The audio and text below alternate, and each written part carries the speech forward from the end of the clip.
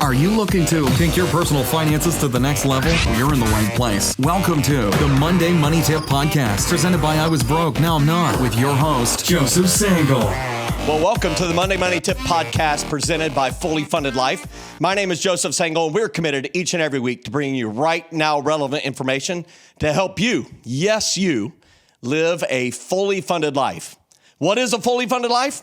It's funny that you should ask. It's being able to do exactly what you've been put on earth to do, that thing that you'd love to do, regardless of the cost or the income it might generate. And so we're fired up to help you with that. And we know that money is a journey, not just a moment. And so today's episode is episode number 206. And you might be saying, if you're listening to the podcast, if you're watching on YouTube, which I encourage you to go over there and subscribe, is that's a different voice. So introduce yourself. I am Whitney Purcell, and I am the integration coordinator here for our company. And I'm filling in for Megan, who just had her twin boys this past weekend. Yeah. So jumping on. So we're recording this. This is going to release in the middle of June. But this is the first episode we're recording since those baby boys showed up. And so we're celebrating the arrival of Jordan and Megan Hibbert's baby twin boys. And they're joining big brother Logan at home. And their babies' names are Caleb and Grayson. Yes. And so we're very excited. They were 6 pounds, 13 ounces and 7 pounds, 13 ounces. If you're keeping track at home, that's 14 and a half pounds exactly of baby boys. And so they are on their way to some exciting times in the Hibbert household for the next 18 years. And so we're fired up about that. Tell everybody what we're talking about today. So today we're continuing on with our This or That series, and we're going to talk about buy or rent. That's awesome. Should I buy or rent? And so the This or That series, I've really enjoyed that. And I just wanted to say a special welcome to you, Whitney, for being a part of the podcast. Yes. When they say integration coordinator, that's a kind of a unique title. What does that mean? What are you really doing around here? So my job is to come in and take our 5 different companies that are all kind of running in tandem and bring us under a branded house. So if you're a marketing guru, you may know that term, and kind of help us to look at our suite of solutions and make them all cooperate. So it's a lot of projects and process management for the next 2 years and assisting our different department heads as we execute the plans to make that happen. Yeah, and we've bought a couple of these businesses, and we've had them for quite a while, and we've started 3 of them, and we're trying to get them all to use common language and present a one-stop shop suite of solutions to help primarily individuals and churches with their stewardship needs, with personal finance and with the financial needs of churches, whether it's not banking. So it's helping with like generosity and giving and thanking people who donate and treating people who fund the vision with great respect and being able to help them understand how to cast vision. And so we're having a lot of fun doing that. It's a couple-year project. If you may have gotten some emails from Whitney before, you started off helping me on my schedule and calendar and got promoted about 6 months ago, I guess, to integration coordinator. Yeah. And also I dealt with some of our fully funded life stuff too, as it was getting off the ground. So some of you may have received emails from me if you were part of fully funded life, setting up coaching calls or things like that. So getting a card in the mail, all that stuff. So before we dive into that, now while Megan's out, we're doing some unique episodes here. I've had my twin brother on here. I've had my daughter on here. Whitney and I are going to do a couple episodes together. We're going to have our fully funded life coordinator, Chelsea Davis Hearn, is going to join me for a couple episodes. And while we're doing these, since we're recording them a little in advance, because I'm going to be out for a front end of the summer, and so we're recording in June, for June in April. And so a current money event section wouldn't be very current. And so we recognize that. So instead of current money events, we're going to do what instead? We are going to do rants from Joe. That's right. So I'm going to go on a rant. Are you ready for that? I'm ready. So this is Joe Sangle, and I'm not going to take it anymore. This is a rant from Joe. And what I'm going to rant about today is buying houses in today's market. Our producer today is Caroline Campbell, and she has got a glory hallelujah moment going on.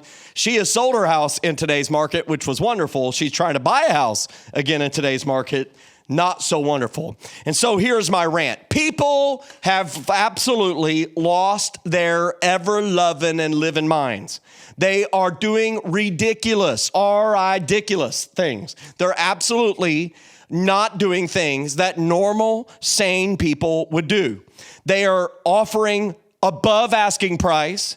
They are saying no inspections. They are not doing anything to say, hey, I need to make sure I inspect this. I need to make sure I have a genuine home inspection by a true home inspector. I want to make sure that this is contingent upon me getting financing. Oh no, they're coming in and saying, I'm going to pay you $50,000, $60,000, $70,000, $100,000 over asking price.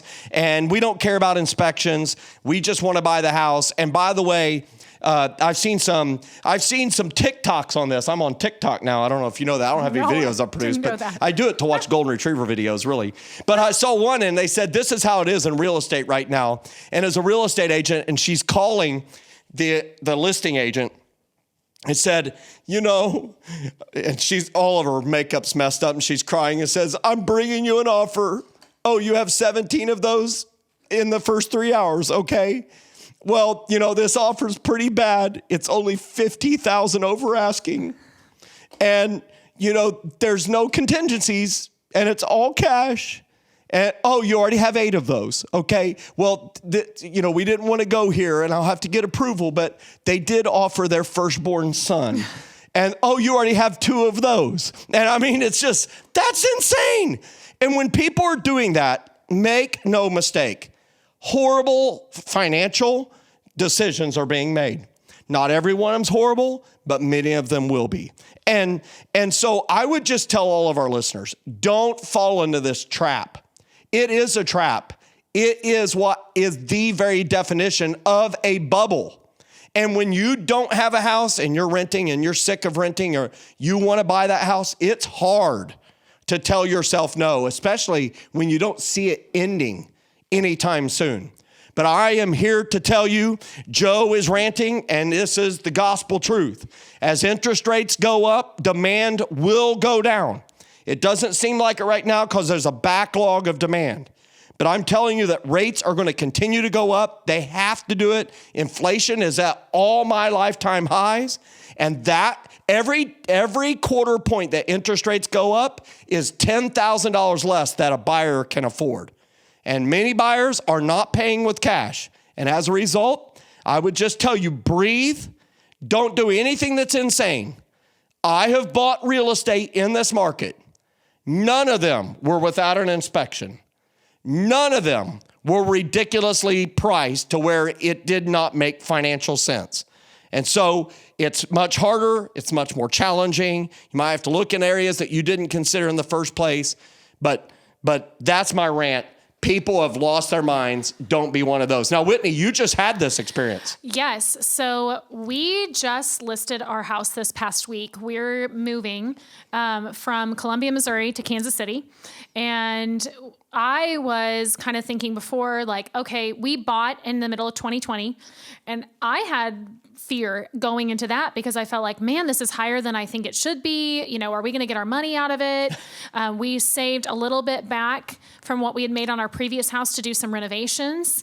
And we're like, okay, please, please, please, when we go to sell, like, let us, we did a lot of the work ourselves. So we stretched that investment as far as we could.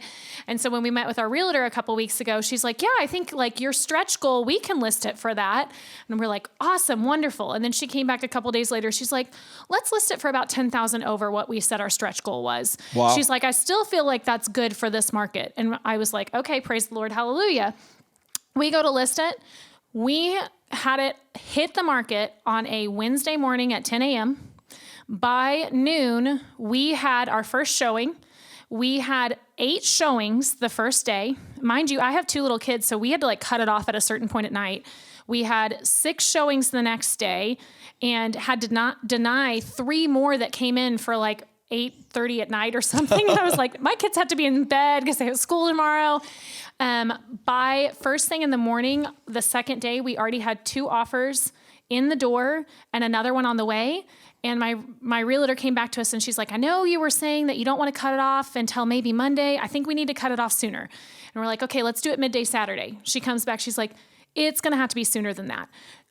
So we had, in a matter of 50 hours, we had, let's see, 16 showings and 8 offers. Oh my goodness. And only one was below asking price. Every single one was every other one was at asking price or 20,000 over. And they had escalation clauses. They had as is, like, we're not going to do an inspection, or if we do, we'll cover it ourselves. They had no contingencies to where they're going to cover any appraisal gap. And so it escalated and went 71,000 over asking price. And that was like, hey, maybe we can get this. So, I mean, it benefited me as a seller. It's benefiting you as a seller. But I'm definitely holding back that cash and not jumping into buying in the middle of it. And you're moving to Kansas City, and Kansas City is a hot market. Oh, yes. So you're going to need every one of those dollars. Exactly. And so this is just something that's really important. Make sure you pay attention to it. And I hope you like the rant. Did you like the rant? Do you want to join the rant? Where am I wrong? Comment below on YouTube or send us an email. We'll be glad to read those. So before we dive into the content of our This or That series, we have a success story. Would you like to read that? Yes. Today's success story comes from Ken and Theresa, who are feeling more confident in their financial journey after joining us with Fully Funded Life. They said, we are making great improvements to get on the God track financially. We're tithing for the first time ever and trusting in God. It sure feels good. In just 4 months, we have paid off $12,000 of debt. We have very much changed our spending habits and are working towards being debt-free ASAP. We try to pay cash for anything we can. It certainly feels great to work in the direction and to be right with the Lord. Thanks so much for the kickstart to financial freedom that we needed and the confidence to know it is possible. That is awesome. I know. There's so many things that stand out of that. And I thank Ken and Theresa for writing this in. This podcast is powered by your success. And so it brings energy up to know that you're making progress. And so the things that stand out to me, and then we'll flip it to you, what stood out to you. The first thing is that they took a step to become a tither. Mm-hmm. And tithing is a challenge. I mean, there's never not a time when tithing is not a challenge. If things are great and great income, well, look how much money it is. If things are tight and it's inflationary, oh, well, we need that money. We don't have much discretionary income. But there's this blessing that comes from living a life as a giver. And I'll never forget my friend, Jamie Salmon, from way back when, 22 years ago or so. He was posed the question that says, why do you think the Lord wants us to be givers? Why does he want us to be generous? And he was posed that question, and his answer stuck with me. He said, I think it's because giving keeps me from becoming greedy. That's such a great thing. And that's what Ken and Theresa, that's what their journey is on. Yeah. What else did you see? I mean, I love that. But then also to see in the middle of giving more, they were able to attack and pay off $12,000 of debt. In 4 months. In 4 months. So you're looking at an average of $3,000 of debt a month. And so not only are they giving 10% of their income now, but they're also able to do $3,000 a month in terms of getting rid of debt. Like, so maybe they sold something. Maybe they got a tax refund or a bonus. Whatever they did, they made some big commitment to that. And that's huge. When you look at the weight of debt and you're talking about how that can just make you feel tied down, you feel like a slave to your lender and those things. And now that debt is gone. And I like seeing these inclusive pronouns of we. Yes. It's not, I've got a cold that I'm fighting here. Sorry about that, y'all. But it says we. So they're owning their successes. Yeah. They're owning their challenges collectively. Mm-hmm. And I think that's one of the big issues that when I'm coaching couples, that they view it as his debt, her debt, but when they start viewing it as ours and we are attacking this and we are choosing to give, well, then you've already accomplished some of the major hurdles that people experience. Yeah, it becomes teamwork versus something you have to do on your own. Yeah. I like it. Yep. And then I love, too, that they're saying it's a kickstart to their financial freedom. So they know that this is a journey. And that's kind of what we talk about over and over again, that it's not, just this one step, that there are steps in the ladder and that you have to do that. So they're saying, like, we're seeing progress and they're going to celebrate it along the way, like we've talked about before, too, so they can keep on going. Love it. Way to go, Ken and Theresa. And so we're going to dive into the teaching component of the podcast today. And it's this or that series. And what are we going to talk about today? Should I buy or rent? So that is our question for the day. And we've said it's not a one size fits all thing. There's pros and cons to each. So Right. Can you kind of walk us through the pros and cons? Let's start off by talking about the advantages of renting. Yeah, well, have you ever rented before? I have. It's been a long time. Was it a house or an apartment? An apartment. Yeah. So that was the first, out of college, rented an apartment for a year. Did you have roommates? No. This was straight out of college when I first got married. So we rented for a year and then bought a house. And so I'm looking at, this is my third house being sold. But I am actually getting ready to go into a season where renting is going to be, make sense. Yes, renting may make sense because the market, like we said, is so crazy. So let's talk about some of the advantages of renting. Yes. I've made the decision to rent before between houses before where it made sense. So what are some of the advantages and why you're considering renting next? So I think for me, it's something that's not permanent. I'm looking at, I want to get back into the area. I haven't lived in Kansas City for almost 9 years now. I want to figure out where I want to live. And that's hometown, right? You're going home. That's hometown. That's where family is. So I want to kind of figure out where in that area I want to live. Yeah. And I don't want to feel rushed into something in the middle of this crazy market where I'm paying way more than I should. Right. The other thing is, I don't want to have the lawn maintenance stuff right now. Yeah, I mean, if you rent, especially if it's an apartment, if it's a house, you may be required to do the lawn work. That's true. But if you're renting an apartment, there's no lawn work. If there's a maintenance issue, it's 1-800 call the landlord, right? And hopefully they're good landlords. When you're renting, I encourage you to vet out your landlord just like they vet you out with your credit and all that stuff. To make sure, talk to the people living next door. That's a good idea. To say, hey, are they prompt in fixing stuff around here? Is this stuff in disrepair? There's also no surprise expenses. Like if the refrigerator dies, come fix it. If the stove dies, come fix it. There's just, you minimize surprise expenses. So that's kind of the advantages of renting. And I think too, like you were hitting on, asking people that have rented there before. Now, you can go online and see reviews of it. Like one of the apartments that I was kind of scouting out, I went and checked and they said, this building has great potential. It's really beautiful. It has great amenities, but stuff's not finished and they don't respond. So right there, I didn't even have to go and track somebody down. Delete next. Delete next, go on Scroll. from there. Exactly. So let's talk about the disadvantages of renting. You're looking at this season where you're going to be renting. Yeah. What are some of the things that you're like, hey, I don't like this about renting? Yeah. I am not looking forward to having wall neighbors again. Yeah, where, there you go. We have neighbors now, but not somebody that we have to worry about noise.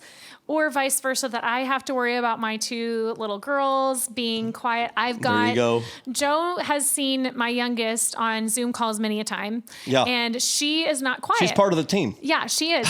She's got her Joe Single bobblehead, and she loves to hop on to Zoom calls and meetings and makes her presence known. You just ran past that. The team got me a bobblehead. And got every member of our team a bobblehead for Christmas, and all their kids are playing with them. Yes. Maybe we can show a picture of it here. We do. If you watch it on YouTube here. Oh my word. It's but so I've funny. had neighbors. I rented in an apartment complex, and when we moved back to Anderson, South Carolina, we decided to rent for a while. And I went back to an apartment complex that I had rented from when I first moved here way back in 98. So this is in 2006, September-ish. And I rent, and we're in a first floor apartment, and these were 2-story ones. The people above me smoked. Oh no. The smoke would descend down through the floor somehow. I have no idea how it would. So I always had some level of thunderstorm going on in my apartment because of clouds. I'm saying the clouds.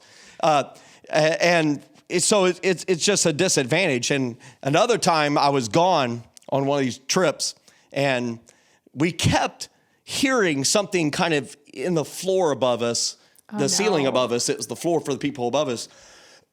And we didn't know if they had a little dog or something, but our cat would kind of stare at it. We had one cat. And of course it happens when I'm gone. It turns out it was a squirrel And it it finally got out when I was gone no. and did laps around the kitchen and then dove for some small hole and got its head stuck in it while my wife is freaking out standing on a chair. Oh, well, my guess word. what? She called the maintenance guy and he came over. There you go. That and sounds he like got that the big goes gloves to the on and advantage there you go. category because I would So not the want to- disadvantage, neighbors above who smoke like crazy. Yes. Right. But, you know. That always makes me think of that scene from Friends where the neighbor below, the grouchy neighbor, is always banging on the floor for them. And you hear that. Like I remember my first apartment, we had a noisy neighbor above and it was just like, come on. Yeah, and you've got constantly. two kids and it's hard to tell them to be quiet all the time. Oh, I know. So I'm already preparing. Like we were going through coaching sessions where I'm like, hey, you cannot do this. Like you cannot just scream because you want to scream because you're excited. Like we're going to get in the practice now. So disadvantages of renting. Let's list them off. So it's not permanent. Yep. What else? Neighbors, Yep. sharing the walls, and no equity. Yeah, you're not building any No. equity. So And all the money that you write to that apartment, that house that you're renting, That does it's hurt my all heart. gone. None of it's going into another I know. pocket. That- But that's okay. For periods of time, that is an okay decision. For some people, it's been an okay decision for the rest of their life. yeah. And so that's the disadvantages of renting. Let's talk about the advantages and disadvantages of buying. Let's start with the advantages. All right. So for the advantages, obviously, like we just said, building equity. And Yeah, then- you can build equity. Yeah. And you just mentioned how much equity you gained in 2 years. Yeah, it was crazy. And like I said, we did a lot of renovations. I mean, there was not a wall in that home that was not painted. There was not. We kind of saw this in the Yes. Zoom calls. We saw the progression of that. Exactly. But that's called sweat equity, is doing the Yes. projects yourself. Mm-hmm. So that's one advantage, is building equity. What else? Yep. Permanency. So knowing you're going to go in there and be there. Yeah, it's Yeah. yours until you choose to leave. Yep. With apartments, they could sell it, they could convert it into permanent housing to a condo, and they could say you're all out and you don't have any say because you're renting. Yeah. Another advantage of buying is intangibles. There's intangible advantages. Like there's no value really that can be placed on, the additional benefits and feelings associated with owning your own property, that Yeah. this is my space and place. Yeah. And I think too, I'm one who loves to get in and personalize a home. Luckily, the personalizations that we've made over the years have made us money. It's something that I would say is a hobby of mine. I love it. But that is something I'm looking at where I'm like, hey, I'm not going to be able to go in and paint, where I want to paint or change this or do that. And some people, maybe that is an advantage for them, that they wouldn't have to do those things, that it is what it is. But I love that. So that's going to be something where I'm going to miss having that. You can make it your intangibles. own. You make it your own. Yes. It's the advantage of buying. And the disadvantages of buying is? It's permanent. Yeah. It's permanent. It's more permanent. Like you buy that house and the market goes down, it can feel permanent, like as in forever. And I'll just kind of share my story here. Jen and I, when we moved back in 2006, I got a case of gotta have a house fever. And it wasn't my first house that I'd bought. It wasn't even my second house that I bought. And it was my third house that I bought. But I'm living in this apartment with my wife and my daughter and a cat, and I'm sick of it. And it's January of 2007, and I just finally found a house that was in a neighborhood that is really well respected, but the houses were all kind of 30 years old. And so I bought this house, and I did have a home inspection, and they pointed out some issues, and they fixed a few of them. I had no idea how bad it really was. Oh, no. And so we got into this house. Well, what happened after 2007, 2008 and 9 and 10, the real estate market collapsed. And so the bottom line is I paid $175,000 for this house. I put $60,000 into renovations into it and sold it for $155,000. Oh. Get fired up. So it was permanent, and it felt permanent. In fact, it felt horrible to sell the house. And I look back and say I made a mistake. That house was paid for. I should have taken that house and turned it into a rental until market prices had recovered, because that house is worth way more than that now. Yeah. But here's what I know. I sold it, because I did think about that, but I sold it for my own mental health and especially my wife's mental health. We really feel like that house kept having one like basic issue. It wasn't the fun stuff. It was, hey, your ceiling is collapsing. Oh, no. You know, and you want to go in and say, it's got a brand new like ceiling and roof and rafters. And they're like, well, every house has a roof and rafters, right? There was no new kitchen, even though we spent new kitchen money for basics. Man. So it was really frustrating. So it was permanent. It felt very permanent. In fact, it almost felt like we were handcuffed to the house. Yeah. And it was so like a lemon of a house. that was a disadvantage of buying that house. Yeah. It really goes to the other disadvantage. And what's that? All repairs and maintenance are your responsibility. Yeah. And I don't want to scare anybody about buying a house. Don't want to scare you out of buying a house. But man, I had a home inspection and still had to replace both heat pumps. Yep. Had to replace the hot water heater. Had to replace the roof. When I say roof, I'm not talking shingles. I'm talking the rafters, the decking, everything. Oh, I had to tear that's everything brutal. off the walls on the first floor and redo all of the drywall. Put in new carpet and new floors, and I was on the hook for all of it. Well, you know, the house that we just sold, we bought it in June of 2020. Well, I guess July of 2020. And in October of 2020, our whole HVAC system went kaput. Awesome. And that was after having the home inspection. And, you know, a home inspector is not going to be an expert in HVAC stuff, but we kind of felt like, well, you should have flagged that this sucker was on its last leg. So we had to do a complete system upgrade. And as we were waiting for that system on an abnormally cold, snowy day in October in the Kansas City metro or in the Midwest, we also had our hot water heater break and go Awesome. out. So we had two big surprises that were way over what we Two had major expected. services to the house. Exactly. The heating, cooling unit, and the hot water. Exactly. And so it basically took our renovation budget and doubled. So let's ask the question, was it worth it? Yes, It now. ended up being worth it. It ended up being In worth the moment, it didn't sound like it. And I would just tell everybody, you know, there's also property taxes. That's a disadvantage of it. But here's what I would say to anybody who's kind of in this place of renting or buying. At any phase of your life, one or both of these make sense, right? I don't want to be a person who says that don't rent ever because you're just throwing money into a dark black hole. For many people, there are phases and stages of life where you're going to live in an area for a year or less or 2 years or less, and you have no idea what the market will do in that time period, or you don't even really know where you want to live in that market. It can be a hugely great decision to rent, knowing the advantages and the disadvantages. On the other flip side, don't let the disadvantages of buying prevent you from ever owning a home, because there's a massive wealth gap ultimately between those who've never owned a home and those who've owned a home at least once. Yeah. Because real estate over time tends to go one direction, Yep. and that is up and to the right. Maintained, excellently built real estate does that. Yeah. So we have a quote today.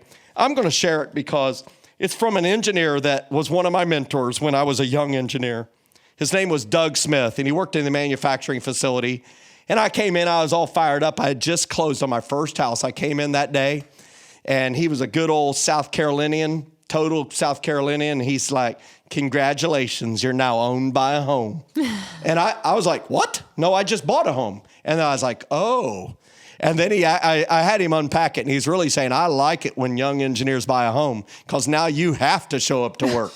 And I was like, that's really good. At times that I've had a home, I feel like I'm owned by it. Yeah. You have, Yeah. I have. You know, I'm sitting here thinking about what I'm going to do this afternoon when I get home. If the weather's good, I'm going to get on the John Deere and I'm going to till up my garden, and then I've got to chainsaw 2 trees that fell down. And I don't want to, but somebody's got to do it, Yeah. and I can't call the landlord because the landlord is me. And so I hope this was helpful for you. If you're watching on YouTube, we would love to hear your thoughts. What do you view as the advantages or disadvantages of renting and owning? Share the lessons that you've learned, and everyone can learn from your own journey.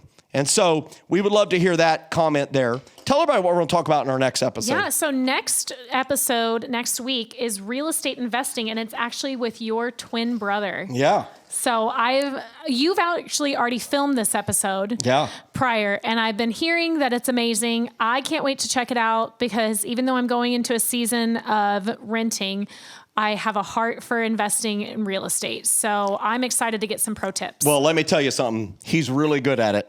And you'll have proof that we are identical twins. It'll be a lot of fun. And I really do look forward to bringing that episode to everyone. So be on the lookout for that next Monday. Hey, if you like today's episode, please help us get this podcast to other people who could benefit. You can do it by quickly rating the podcast and leaving a review. Those ratings and reviews, they help the podcast algorithms get the podcast exposure to other and new people. And hey, as I mentioned before, this podcast is powered by your success.